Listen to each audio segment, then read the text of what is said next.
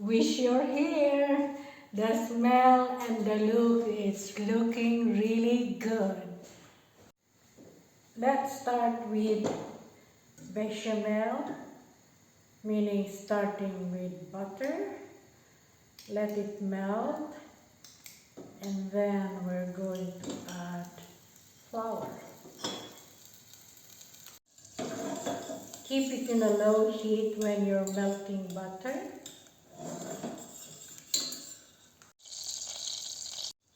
Here's the flour into melted butter and keep whisking. Add the milk and then just keep stirring until you reach the right consistency that you want. Still stirring. You need a sous chef when you're making bechamel. But I haven't got one. Maybe you can send me. This is the right consistency that we're looking for. And it will get thicker as it cools down. Bechamel is made and I have these lovely squashes. And by now, you should be able to guess what's in the menu. I chose the butternut squash because it's not so watery for today's recipe.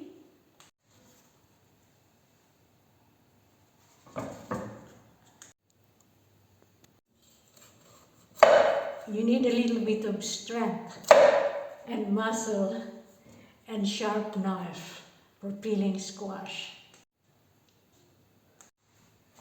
I'm slicing the squash for about 1/4 an inch thick here, like that. I'm making lasagna without pasta. Instead, I'm using squashes. So the first layer is the tomato sauce and then the squash. I'm also using prosciutto instead of ragu. Prosciutto is there, it's ready for you. And it's actually a lot more flavor and it's really good with squashes because of the savory, and it's really balancing the sweetness of the squash.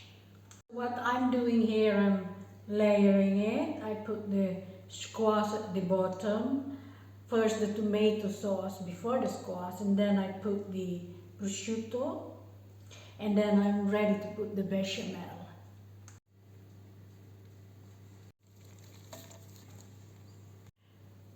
Let's do the second layering. Cheese, squash, prosciutto, bechamel, and repeat. I have a good 4 layers here because the squash was so big. Formaggio, cheese.